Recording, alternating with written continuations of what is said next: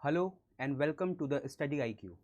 उम्मीद करता हूँ कि आप सब बहुत मज़े में होंगे और जैसी ये खबर है वैसा होना भी चाहिए।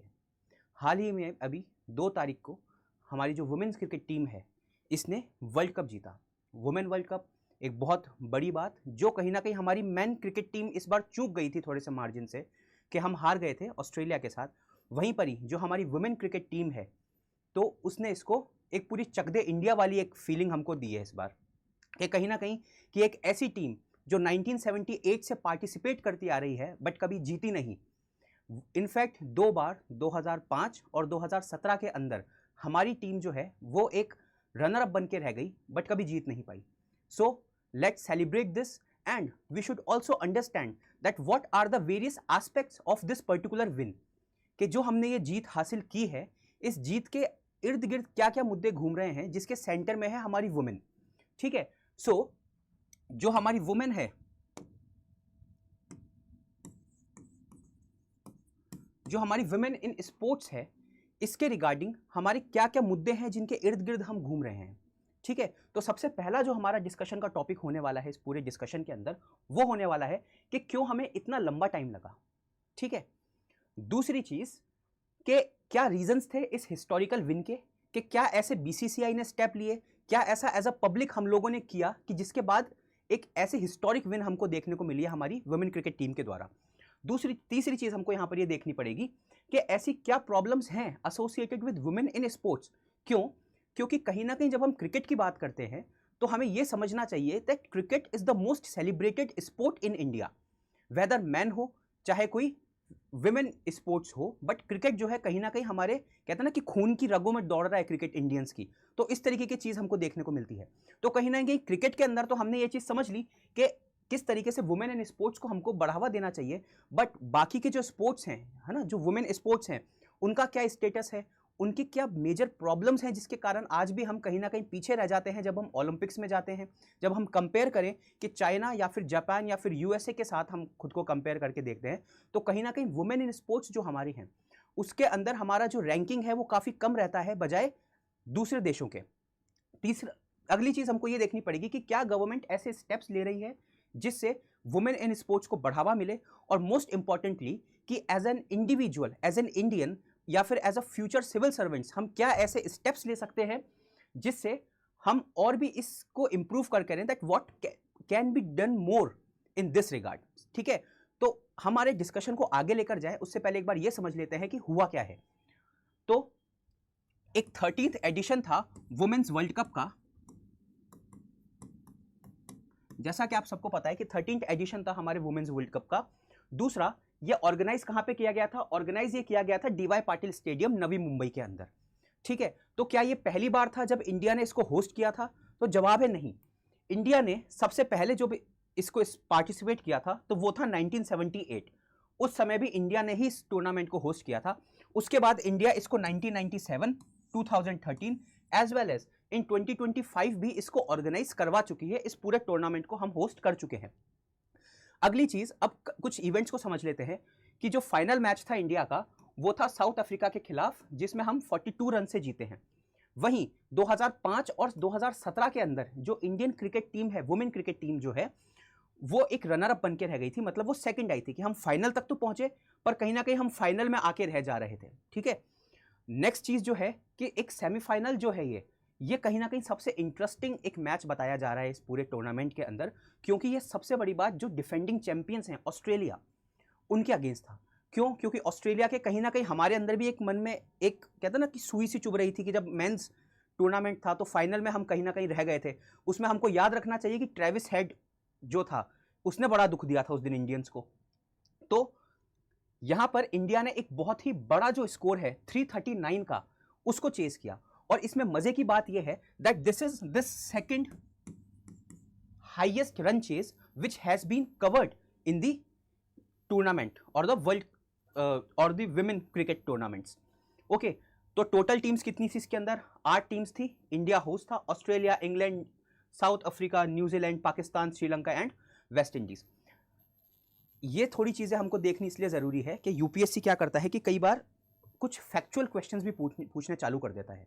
ठीक है, कि जैसे एक बार कहीं ना कहीं क्वेश्चन आया था, फेडे पे क्वेश्चन आया था एक बार यही पूछ लिया था कि कौन सी जो CSK है, आई गेस शायद 2021 के अंदर था कि जो फीडे है या फिर है ना, एक दूसरा एक हमारा होता था इसके अंदर कि IPL है, IPL में कौन सी टीम ने कितनी बार इसको जीता है। तो इसलिए हमको क्या थोड़ा थोड़ा इसमें याद रखना चाहिए, क्योंकि एक बड़ा इवेंट है, इंडिया के अंदर होस्ट हुआ है और इंडिया ने ही जीता है, तो कहीं ना कहीं हमारे लिए ये थोड़ी सी कुछ चीजें हैं जो हमारी सिग्निफिकेंस की इसमें अंदर बन जाती हैं।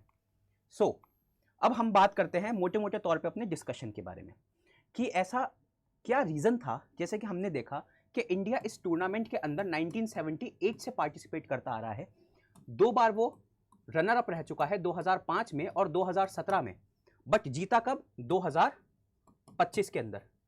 ठीक है, तो ऐसे क्या मेजर कारण हैं जिसके कारण हमारी जो ये विन थी वो कभी या तो पास आकर रह जा रही थी या फिर हमारे हाथ में ही नहीं आ रही थी।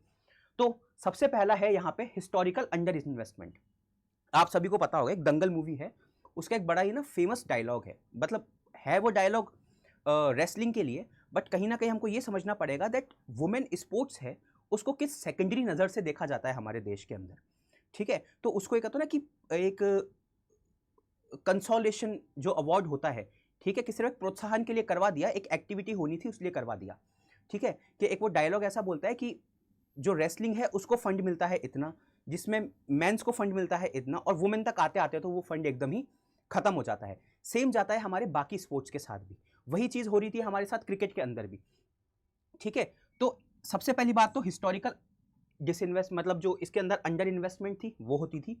दूसरा कि कहीं ना कहीं टूर्स कम लग रहे थे और फिक्सचर्स कम होते थे। मतलब जब आप विराट कोहली को देखेंगे तो विराट कोहली ने या फिर जो रोहित शर्मा है या फिर जो धोनी है, इन्होंने कई सारे मैचेस खेले हैं, इवन जो फॉरेन ग्राउंड्स हैं वहाँ पे भी जाके मैचेस खेले हैं। अब उससे फ़ायदा क्या हुआ?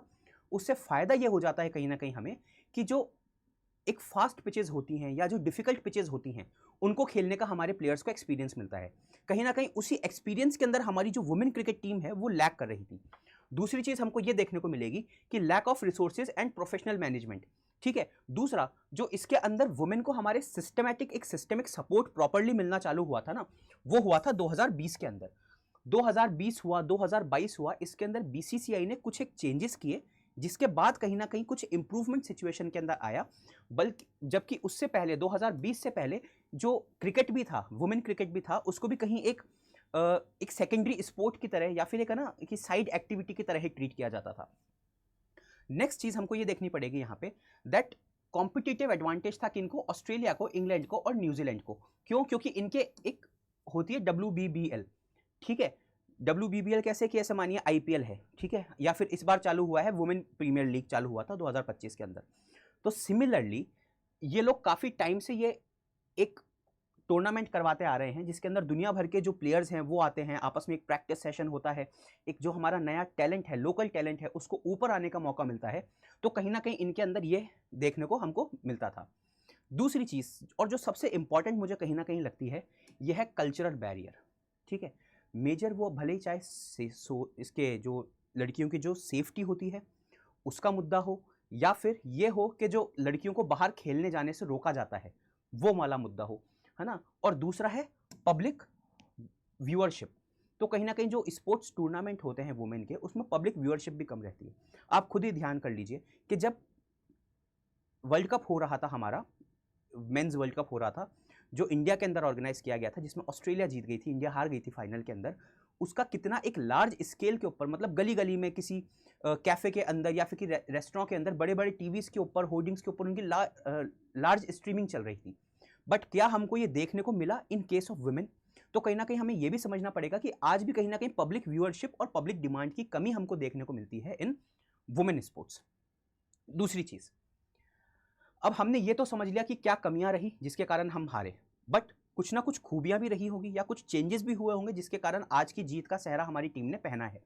तो यहाँ पे हमने इसको 3 तरीके से डिवाइड किया है: actions by BCCI, actions by government support and by the public behaviour also. ठीक है, तो सबसे पहले हम बात करते हैं BCCI की। BCCI के बारे में बता दें कि ये एक मैनेजमेंट अथॉरिटी है जो हमारे देश में क्रिकेट देखती है and it is autonomous in nature. और अगर हम थ्योरी की बात करें तो थ्योरेटिकली क्या ये स्टेट की डेफिनेशन में आता है अंडर आर्टिकल 12? तो अंडर आर्टिकल 12 ये स्टेट की डेफिनेशन में नहीं आता है। ये हो गया हमारा थोड़ा सा थ्योरेटिकल एस्पेक्ट कि कभी कोई क्वेश्चन आ जाए that is BCCI is covered under the article 12, yes और no. So it is not covered because यह स्टेट की डेफिनेशन में नहीं आता है। नाउ जब हम बात करें यहाँ पे कि बीसीसीआई ने क्या एक्शन लिया, तो सबसे पहले हमको देखने को मिलेगा कि इसने मैच फीस जो है वो इंटरनेशनल मैचेस की पैरिटी में लाके खड़ी कर दी 2022 के अंदर। ठीक है, तो जितनी फीस मेन को मिलेगी उतनी ही फीस वुमेन को भी मिलेगी।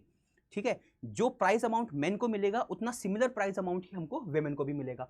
दूसरी चीज, इन्होंने एक स्टार्ट किया 2023 के अंदर वुमेन प्रीमियर लीग। अब वुमेन प्रीमियर लीग या फिर आईपीएल से फायदा क्या होता है? इससे दो बड़े फायदे होते हैं। पहली चीज तो कि जो आईपीएल होता है या फिर कोई भी एक वुमेन प्रीमियर लीग जैसा स्पोर्ट होता है, उससे लोकल टैलेंट को हम लेकर आ पाते हैं। तो जब हम लोकल टैलेंट को लेकर आ पाते हैं तो कहीं ना कहीं हमारा जो एक टैलेंट पूल है किसी स्पोर्ट का वो बढ़ता है। जब टैलेंट पूल बढ़ेगा तो कहीं ना कहीं हमारे जीतने के चांसेस बढ़ेंगे। क्यों? क्योंकि हम पूरे टाइम किसी एक पर्टिकुलर प्लेयर के ऊपर डिपेंडेंसी नहीं रख सकते कि अगर वो इंजर्ड हो गया तो हमारे पास एक रिप्लेसमेंट होना चाहिए। ठीक है, या फिर जब उनकी एज बढ़ रही है तब हमारे पास एक प्रॉम्प्ट रिप्लेसमेंट होना चाहिए ताकि हम उसको रिप्लेस करके और उस चीज़ को और भी अच्छे से हम कंटिन्यू कर सके हमारी विनिंग स्ट्रीक को। दूसरी चीज हमको यहां पर ये देखने को मिलती है कि इन्होंने टूर्स बढ़ाए ऑस्ट्रेलिया, इंग्लैंड जैसी जगहों पे। अब ऑस्ट्रेलिया और इंग्लैंड जैसी जगहों पे ऐसा क्या है, यहां पर है फास्ट पिचेस। ठीक है, आपने कभी देखा होगा कि ग्रीन पिच होती है, ठीक है, या फिर जो फास्ट पिच होती है वेल ट्रेंड मतलब वेल मेड पिचेस होती हैं, जो कहां पर है ऑस्ट्रेलिया और इंग्लैंड के अंदर। ठीक है, इंडिया की पिचेस को कहीं ना कहीं अगर हम क्रिकेट के संदर्भ में बात करें तो इंडिया की पिचेस थोड़ी सी स्लो मानी जाती हैं, बट उसमें क्या होता है कि उसमें स्पिन को फायदा मिलता है, यहाँ पे इनकी पिचेस के ऊपर फास्ट बॉलर्स को फायदा मिलता है। तो कहीं ना कहीं हमारी टीम को इनके साथ पैरिटी में लाने के लिए इनको टूर्स करवाए गए इंग्लैंड और ऑस्ट्रेलिया के, जिससे हमारी अडेप्टेबिलिटी बढ़ी टीम की फास्ट पिचेस को लेके। ठीक है, नेक्स्ट चीज हमको यहाँ पर ये देखनी पड़ेगी कि जो एक रिवॉर्ड होता है कि एक इंसेंटिव मिलता है कि भाई कोई भी इंसान अगर काम कर रहा है तो उसको जीत का कुछ फल मिलना चाहिए। ठीक है, तभी वो काम करेगा। सिमिलरली अगर आप ऐसा करेंगे कि जो वुमेन है उनको प्राइस अमाउंट देंगे कम और मेन को प्राइस अमाउंट देंगे ज्यादा, तो उस केस में क्या होता है, कहीं ना कहीं एक डीमोटिवेटिंग फैक्टर आता था। बट इससे क्या हुआ, इससे एक मोटिवेशन का फैक्टर भी आ गया यहाँ पे। नेक्स्ट चीज हम आगे चलते हैं कि गवर्नमेंट ने क्या सपोर्ट दिया। गवर्नमेंट ने एक खेलो इंडिया वुमेन लीग स्टार्ट करी, जिससे एक डेडिकेटेड फंड पूल बनाया गया जो कि वुमेन के लिए था, है ना, और उससे एक नए टैलेंट को बाहर आने का मौका मिले from the district level as well as from the state level also. अगली चीज हमको यहाँ पर ये देखने को मिलेगी कि ऑटोनॉमी जो दे रखी है ना बीसीसीआई को, ये भी कहीं ना कहीं एक मेजर फैक्टर है।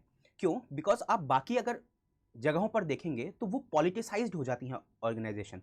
फॉर एग्जाम्पल जैसे रेसलर्स का एक अभी मुद्दा चला था, प्रोटेस्ट किया था रेसलर्स ने, तो वहां पर क्या था कि आपने एक पॉलिटिकल लीडर को उठा के क्या बना दिया, उसका चेयरमैन बना दिया। तो कहीं ना कहीं जब भी आप किसी ऑर्गेनाइजेशन का पॉलिटिसाइजेशन करेंगे तो वहां पे उसकी एफिशिएंसी कम होती है। बट आपने बीसीसीआई को क्या रखा है, हमेशा एक इंडिपेंडेंट बॉडी, मोस्टली आपने एक इंडिपेंडेंट बॉडी की तरह ट्रीट किया है और इनको एक ऑटोनॉमी दी है, जिसके कारण ये इस तरीके के एक्शंस ले पाए अपने खुद के हिसाब से। नेक्स्ट चीज यहां पर ये होती है कि ना जो स्पोर्ट्स का इंफ्रास्ट्रक्चर है उसको कहीं ना कहीं हमने इंप्रूव किया है टीयर 2 एंड टीयर 3 सिटीज में, जिस कारण से कुछ एक टैलेंट है जैसे कि शेफाली वर्मा हो गई या फिर हमारी दीप्ति शर्मा हो गई। ठीक है, तो ये कुछ एक नाम है जो कि छोटे शहरों से आए हैं बट इन्होंने अपने देश में आके बड़ा नाम किया है। नेक्स्ट यहां पर आता है सबसे मेजर फैक्टर, पब्लिक बिहेवियर। अब पब्लिक बिहेवियर क्यों? क्योंकि पब्लिक बिहेवियर इसलिए इंपॉर्टेंट है कि विराट कोहली अपने फैंस के बिना विराट कोहली नहीं बन सकता, एमएस धोनी अपने फैंस के बिना एमएस धोनी नहीं बन सकता।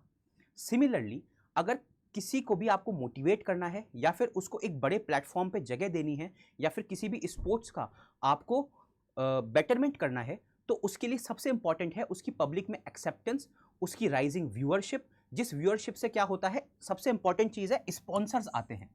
ठीक है, जैसे कि जब वुमेन क्रिकेट की जो व्यूअरशिप बढ़ी तो उसके बाद जो WPL है वो हॉटस्टार के ऊपर स्ट्रीम होने लगा, टाटा ने उसको स्पॉन्सर किया।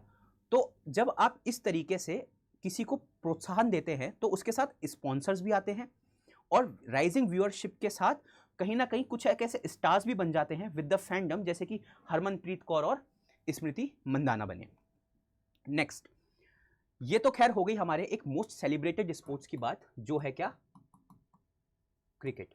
अब कहीं ना कहीं हमको ये भी देखना पड़ेगा कि क्या बाकी के स्पोर्ट्स के अंदर ऐसी क्या प्रॉब्लम्स हैं और इंडिया की ऐसी क्या परफॉर्मेंस है। ठीक है, तो अगर बाकी स्पोर्ट्स की हम बात करें तो अभी जो ओलंपिक 2024 हुआ था उसमें इंडिया की वुमेन ने सिर्फ 6 मेडल्स जीते थे, जिसमें से 1 सिल्वर था और 5 ब्रॉन्ज थे, है ना।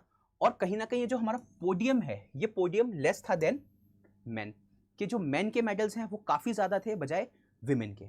अब इसके पीछे कारण क्या है? सबसे पहला कारण तो है यहाँ पे लो पार्टिसिपेशन।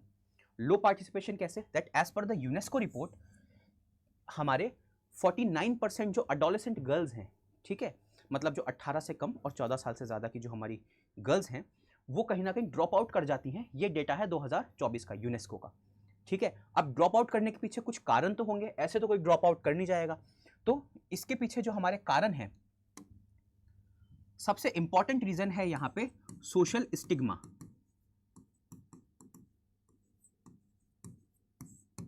कि कहीं ना कहीं लड़कियों के गेम खेलने को या फिर उनके घर से बाहर निकलने को एक सोशल टैबू की तरह आज भी देखा जाता है। ठीक है, कहीं ना कहीं ये एक्सेप्टेंस हमारी सोसाइटी के अंदर आ गई है कि लड़कियां अगर बाहर जा रही हैं जॉब करने के लिए तो वो ठीक है। क्यों? क्योंकि उससे हमको इकोनॉमिक सपोर्ट मिलेगा, हमारी फैमिली इनकम बढ़ेगी और कहीं ना कहीं सरकार ने उसकी अवेयरनेस पे काम कर भी दिया है। बट जब बात आती है स्पोर्ट्स की या लड़कियों को बाहर खेलने जाने की, तो फिर यहाँ पे वापस से वही वाला एक सोशल स्टिग्मा या सोशल टैबू हमारा अटैच हो जाता है कि लड़कियों को बाहर नहीं जाने देना है, खेलने नहीं जाने देना है, प्लेग्राउंड में नहीं जाने देना है। दूसरी चीज़, एक इशू ये भी आ जाता है जो सबसे इंपॉर्टेंट है, वो है यहाँ पे सेक्सुअल हैरेसमेंट का, जो फिर से एक ड्रॉप आउट का रीज़न बनता है। अब ये ड्रॉप आउट का रीज़न कैसे बना? रीजन ये है कि आपने देखा होगा, अभी रेसलिंग फेडरेशन ऑफ इंडिया जो था उसके चेयरपर्सन को अक्यूज किया गया था फॉर द सेक्सुअल हैरेसमेंट। तो कई सारे रेसलर्स हैं जैसे कि साक्षी मलिक हो गए, तो उन्होंने इसके खिलाफ प्रोटेस्ट भी किया था। तो कहीं ना कहीं ये भी एक ड्रॉप आउट फैक्टर के तौर पे हमारे सामने आता है। नेक्स्ट चीज़ यहाँ पर हमको ये देखनी पड़ेगी कि जो इंसेंटिव्स है ना वुमेन के लिए वो बड़े कम हैं, या फिर जो उनके ऊपर इन्वेस्टमेंट हो रही है इंफ्रास्ट्रक्चर पे या वुमेन इन स्पोर्ट्स के ऊपर वो भी काफ़ी कम है। कैसे कि एक डेटा अगर हम जाएं पीआईबी के हिसाब से तो 2020 से लेके 2022 के बीच में सिर्फ 9.5 करोड़ रुपीस जो है वो अलॉट किया गया है वुमेन स्पोर्ट्स के लिए। तो देखा जाए कि 2 साल के टाइम के अंदर एक इतना सा सम अगर हम डिवोट करें under the scheme Khelo India, ठीक है, तो कहीं ना कहीं ये एक प्रॉब्लमेटिक सिचुएशन दिखाता है कि या तो हमारे देश में स्पोर्ट्स को हम सेकेंडरी मान रहे हैं, और जब हम स्पोर्ट्स को प्राइमरी मान भी ले रहे हैं तो फिर जो वुमेन इन स्पोर्ट्स है उसको हम एक सेकेंडरी एक्टिविटी की तरह दरकिनार कर देते हैं। नेक्स्ट चीज़ हमको यहाँ पर ये देखनी पड़ेगी कि लैक ऑफ डेडिकेटेड इंफ्रास्ट्रक्चर। कि जैसे एक एग्जांपल अगर मैं बताऊं तो जब ओलंपिक के लिए हमारी टीम गई थी तो उस टाइम पे कहीं ना कहीं एक शिकायत थी कि हमें फिजियोथेरेपिस्ट जो हैं वो एक कॉमन पूल चल रहा है, वुमेन के लिए एक अलग से फिजियोथेरेपिस्ट नहीं है। जो एक टीम गई है उस बड़ी सी टीम के साथ एक फिजियोथेरेपिस्ट चला गया या फिर एक आध फिजियोथेरेपिस्ट चले गए, तो वुमेन के लिए एक डेडिकेटेड फिजियोथेरेपिस्ट नहीं है। या फिर हमारे पास वुमेन कोचिस की कमी कहीं ना कहीं हमारे देश के अंदर है। अब वुमेन कोचिस के कारण क्या होता है कि एक तो ये वाला जो फैक्टर है सेक्सुअल हैरेसमेंट वाला या सेफ्टी इशू, इसके कारण लोग इसमें अपने बच्चों को पार्टिसिपेट करने से थोड़ा सा हेजिटेट करते हैं। क्योंकि एक स्पोर्ट्स कैंप जब होते हैं तो कई लंबे होते हैं कि कभी कोई 15 दिन का, कोई 1 महीने का, कोई 3 महीने का। तो वहाँ पर जो ये मेल डोमिनेंस होती है ना वो कहीं ना कहीं पेरेंट्स को रिस्ट्रिक्ट करती है अपने बच्चों को वहाँ पे भेजने के लिए, अपनी मतलब बच्चियों को वहाँ पे भेजने के लिए। नेक्स्ट यहाँ पर हमको ये देखना पड़ेगा कि पुअर मीडिया कवरेज। अब आप ही बताइए कि मीडिया कवरेज के अंदर आपने कहाँ पे देखा कि वुमेन का वर्ल्ड कप चल रहा था? ठीक है, जब तक फाइनल नहीं आ गया तब तक पता ही नहीं चला, और ये तो क्रिकेट की बात है। अदरवाइज अगर एथलेटिक्स हो गया, जिम्नास्टिक्स हो गया या फिर कोई और स्पोर्ट हो गया तो वहाँ पे तो हमें पता भी नहीं चलता कि कब क्या स्पोर्ट हो गया और कब खत्म हो गया, अगर वो वुमेन से रिलेटेड है तो। ठीक है, तो अगर एक डेटा के हिसाब से जाए तो 40% जो हमारी वुमेन है वो स्पोर्ट्स के अंदर पार्टिसिपेट करती है, but there is only 4% media coverage. ठीक है, बाकी 96% किसको मिल रहा है? हमारे मेल टूर्नामेंट्स को मिल जाता है। नेक्स्ट चीज यहां पर आती है पे गैप। तो जो कॉन्ट्रैक्ट्स होते हैं स्पोर्ट कॉन्ट्रैक्ट्स वो मेल्स के अंदर ज़्यादा होते हैं बजाय फीमेल के। फीमेल के जो कॉन्ट्रैक्ट्स होते हैं वो कहीं ना कहीं छोटे भी होते हैं, और उनके अंदर जो उनका वेजेस होते हैं, जो उनकी कमाई होती है वो भी उसके अंदर कम लिखी हुई होती है। ठीक है, अब सरकार ने प्रॉब्लम्स तो जैसे कि हमने समझ ली, अब सरकार ने क्या इसके अंदर जो स्टेप्स हैं वो लिए। तो सबसे पहला स्टेप तो है यहाँ पे खेलो इंडिया का। ठीक है, तो खेलो इंडिया के अंदर सरकार ने एक तो डेडिकेटेड स्पोर्ट्स लीग का प्रोविजन रखा है। ठीक है, स्पोर्ट्स लीग किसकी? वुमेन की। ठीक है, तो कहीं ना कहीं हमको ये समझ में आ जाता है कि जब खेलो इंडिया के अंदर हम वुमेन टूर्नामेंट्स कराएंगे तो उन टूर्नामेंट से जो नए बच्चे हैं उनको मोटिवेशन मिलेगा और वो लोग अपने टैलेंट के साथ एक मेन स्ट्रीम टीम जो है हमारी या फिर जो ग्रुप ए टीम्स होती हैं उनके अंदर पार्टिसिपेट करेंगे। दूसरा एक यहाँ पर चालू किया था सरकार ने टॉप्स स्कीम। अब ये टॉप्स स्कीम क्या है? टॉप्स स्कीम का मतलब है टारगेट ओलंपिक पोडियम स्कीम। ठीक है, तो इसके अंदर एक डेडिकेटेड फंडिंग और इंफ्रास्ट्रक्चर की जो फैसिलिटी है वो दी गई थी किनको? हमारे वुमेन्स को भी। ठीक है, बेसिकली इसका टारगेट ये था कि जो अब ओलंपिक्स आएंगे तो उन ओलंपिक्स के अंदर हमको हमारा जो मेडल टोल है वो ऊपर लेकर जाना है। अब सिर्फ मेडल टोल हम मेल के भरोसे लाएं तो वो ऊपर नहीं जा सकता, हमें फीमेल भी चाहिए, तो इसलिए ये दोनों के लिए स्कीम है। बट यहाँ पे कहीं ना कहीं जो एक कंपोनेंट है वो डेडिकेटेड किसके लिए है? फीमेल के लिए भी है इस स्कीम का। नेक्स्ट चीज़ ये है सेफ्टी प्रोटोकॉल्स। तो जो स्पोर्ट अथॉरिटी ऑफ इंडिया है SAI, इसने मैंडेट किया है पॉश कंप्लायंस को। अपार्ट फ्रॉम दैट जो फीमेल कोचेज हैं उनका कंटिजेंट भी साथ भेजने की बात करी गई है फॉर द सेफर गेम। ठीक है, नेक्स्ट हम यहाँ पर देखते हैं खेलो इंडिया भारत नीति। ठीक है, खेलो भारत नीति। तो जो खेलो भारत नीति है इसके हिसाब से क्या है कि एक फंड अलोकेट किया गया है 3794 करोड़ का। For what? For women in sports. अब ये हमने किया, बट क्यों किया? क्योंकि सरकार ने कहीं ना कहीं इस नीति के अंदर ये एक्सेप्ट किया है कि जो वुमेन एम्पावरमेंट है उसके लिए कहीं ना कहीं जो स्पोर्ट्स है वो भी एक इंपॉर्टेंट फैक्टर प्ले करता है। ठीक है, नेक्स्ट अब हम और आगे क्या कर सकते हैं? सबसे पहले अगर हम सरकार की बात करें या फिर जो स्पोर्ट्स ऑर्गेनाइज कराती हैं उन अथॉरिटीज़ की बात की जाए तो हमें मोर डोमेस्टिक कैलेंडर्स चाहिए। ठीक है, जैसे कि डोमेस्टिक कैलेंडर्स का मतलब क्या हो गया कि और भी ज़्यादा मैचेस करवाओ, और भी ज़्यादा टूर्नामेंट्स करवाओ, सो दैट उनकी जो स्किल्स है वो ब्रश अप होती रहे। ठीक है, नेक्स्ट हमको यहाँ पर ये देखना पड़ेगा कि जो गर्ल्स हैं ना, school girls, school going girls, उनके लिए भी हमको ग्रास रूट कोटाज लेकर आने पड़ेंगे। ठीक है, ग्रास रूट कोटाज कैसे? कि ज़रूरी नहीं कि आप हमेशा दिल्ली, मुंबई, है ना, या फिर कोई टियर 1 सिटी से ही अपने पार्टिसिपेंट्स को उठाएं। जो टियर 2 और टियर 3 सिटीज़ हैं, है ना, वहाँ से जैसे गाजियाबाद हो गया, बरेली हो गया, तो इस जगह से भी हमको क्या करना चाहिए? ग्रास रूट से भी वुमेन को एक कोटा देना चाहिए। अब इस कोटा से फ़ायदा क्या होगा कि जो अंडर सर्व्ड जो हमारे रीजन्स हैं वहाँ से भी जो best of the best talent है वो हमको हमारी टीम्स के अंदर देखने को मिलेगा, जिससे कहीं ना कहीं हमारा मेडल टैली या फिर हमारे टूर्नामेंट्स के अंदर जो एटलीस्ट परफॉर्मेंस कहीं ना कहीं बेटर हो जाएगी हमारी टीम्स की। नेक्स्ट यहाँ पर हमको ये देखना पड़ेगा कि जो मोर नंबर ऑफ फीमेल कोचेज़ हैं इनको भी हमें और रिक्रूट करना पड़ेगा। क्यों? क्योंकि इससे दो चीज़ें होंगी। पहली चीज़ तो कि एक सेफ एनवायरनमेंट बनेगा, दूसरा कि जो एक ड्रॉप आउट्स थे ना, हमें यहाँ पे जो हमने पिछली स्लाइड के अंदर देखा था कि कहीं ना कहीं ड्रॉप आउट्स की समस्या हमको देखने को मिल रही है हमारे देश में, तो वो भी कम होगी। क्यों? क्योंकि पेरेंट्स को एक परसेप्शन रहेगा या फिर एक भरोसा हो जाएगा कि अगर किसी कोच, कोई वुमेन कोच है तो हमारी बच्ची के साथ कुछ ऐसा गलत नहीं होगा, या फिर पूरे कंटिजेंट के अंदर वुमेन मैन दोनों कोचेज़ हैं और दोनों अथॉरिटी के साथ हैं वहाँ पे, तो कहीं ना कहीं जो फीमेल सेफ्टी है वो कहीं ना कहीं अच्छे से रहेगी। नेक्स्ट चीज़ हमको यहाँ पर ये देखनी पड़ेगी, transparency and accountability in the sports administration. क्यों? क्योंकि ऐसे समझिए कि जो हमारा स्पोर्ट्स का बजट है वो हर साल एलोकेट होता है और वो हर साल कहीं ना कहीं बढ़ता ही है। मतलब पिछले 2-3 साल से तो वो बढ़ ही रहा है, लेकिन क्या हमें ग्राउंड पे उसका कुछ इंप्लीमेंटेशन या ग्राउंड के ऊपर उसका कुछ बहुत बड़ा सिग्निफिकेंट चेंज देखने को मिल रहा है क्या? तो जवाब है नहीं। क्यों? क्योंकि कहीं ना कहीं जो एक करप्शन है ना वो उस पूरे पैसे को मिस एलोकेट कर देता है या फिर मिस अप्रोप्रिएट कर देता है। ठीक है, तो जैसे स्कैम्स हो गए या फिर miss allocation of the resources हो गया या फिर फेवरिज्म हो गया या फिर ब्राइबरी होगी, करप्शन हो गए, तो ये सारी चीज़ें क्या है कहीं ना कहीं डिमोटिवेट करती हैं लोगों को पार्टिसिपेट करने के लिए। और जो पैसा था जो प्लेग्राउंड्स बनाने में, ट्रेनिंग स्टाफ लाने में, फिजियोथेरेपिस्ट लाने में या फिर कोचेस को तैयार करने में हमारा होना चाहिए था, वो सारा डाइवर्ट कहाँ पर हो जाता है? वो डाइवर्ट हो जाता है ब्लैक मनी के तौर पे। ठीक है, तो कहीं ना कहीं हमको स्पोर्ट्स अथॉरिटीज़ हैं उनके अंदर हमको जो वेल डिफाइंड लोग होते हैं जो उस स्पोर्ट्स से जुड़े हुए हैं हमेशा उन्हीं को बिठाना चाहिए। दूसरा, एक चेक एंड बैलेंस रखना चाहिए। मतलब हम ये भी कर सकते हैं कि इसमें जो CAG है, कुछ जगहों पे हम CAG की ऑडिट भी मैंडेट कर सकते हैं कि भले ही आप ऑटोनोमस बॉडी होगे बट आपका जो ऑडिट है कि कहीं आप कुछ मिस एलोकेशन तो नहीं कर रहे, अपनी पावर का मिसयूज़ तो नहीं कर रहे, या फिर जो अपना फंड है उसको आप इधर उधर डाइवर्ट तो नहीं कर रहे, तो उसके लिए हमको एक CAG की ऑडिट का भी प्रोविजन लाना पड़ेगा। एंड मोस्ट इंपॉर्टेंटली यहाँ पे हमको लेकर आना पड़ेगा एनहेंसिंग द कम्युनिटी इंफ्रास्ट्रक्चर। क्यों? क्योंकि कहीं ना कहीं आप अगर इस चीज़ को समझेंगे ना तो ये देखना पड़ेगा कि जो सचिन तेंदुलकर भी था ना, वो भी अपने आसपास गली में या प्लेग्राउंड्स में खेलकर ही बड़े प्लेयर्स बने थे। ठीक है, अगर हम हमारी बात करें, जैसे कि मैं हूँ या आप लोग कोई हैं, तो हम सब ने क्या है आज तक प्लेग्राउंड्स के अंदर ही खेला है। बट आप बताइए कि जो हमारे लोकल प्लेग्राउंड्स हैं उनकी कंडीशंस कैसी है, ये आपसे मुझसे किसी से भी छुपी हुई नहीं है। तो अगर हमको एक फ्यूचर जनरेशन ऑफ प्लेयर्स लाना है, वेदर मैन और वुमेन, तो हमें कहीं ना कहीं प्लेग्राउंड्स के ऊपर काम करना पड़ेगा।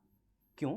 क्योंकि कोई भी माता पिता अपने बच्चों को या फिर अपने छोटी बेटियों को बहुत ज़्यादा दूर नहीं भेजेगा।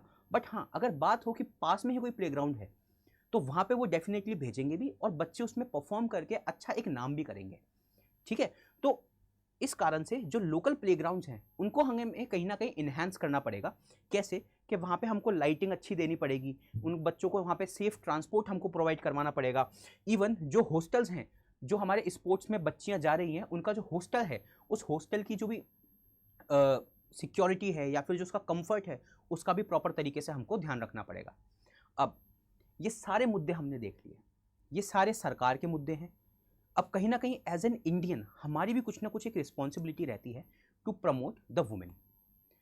ये जो एक तस्वीर है ना, ये काफ़ी दिनों से, अभी 2-3 दिन से काफ़ी ट्रेंडिंग चल रही है। ये है 2013 की और ये है 2025 की। सेम टूर्नामेंट, सेम टीम्स, ठीक है, और सेम स्टेडियम्स।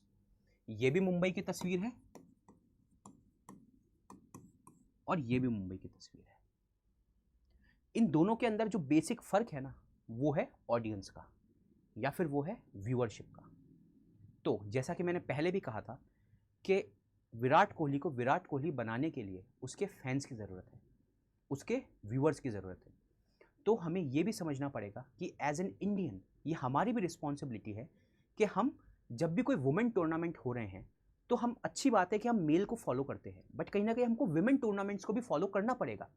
क्यों? क्योंकि जब हम व्यूअरशिप बढ़ाएंगे तो उस व्यूअरशिप से एक साइकिल क्रिएट होगा जिससे स्पॉन्सर्स आएंगे, स्पॉन्सर्स से पैसा आएगा, पैसे से वो इन्वेस्टमेंट बनेगा, इन्वेस्टमेंट से आगे हम जाएंगे तो कहीं ना कहीं वो एक न्यू टैलेंट पूल के तौर पर आएगा, क्योंकि बच्चे उसी पैसे से ट्रेन होंगे। ठीक है, फिर वापस से ये साइकिल जो है ये कंटिन्यू होगा। तो अगर हमें एक वर्चुअस साइकिल बनाना है स्पोर्ट्सशिप या फिर स्पोर्ट्समैनशिप इन इंडिया का, या फिर for healthy sports environment for women का, तो कहीं ना कहीं हमें भी ये एक्सेप्ट करना पड़ेगा दैट क्रिकेट और इवन एवरी गेम, ठीक है, क्रिकेट को भी हटा के यहां पर अगर हम लिखें every game is not just the gentleman's game, it is everyone's game. Okay, so आशा करता हूं कि आपको ये लेक्चर बहुत अच्छा लगा होगा। Thank you so much and फिर मिलते हैं।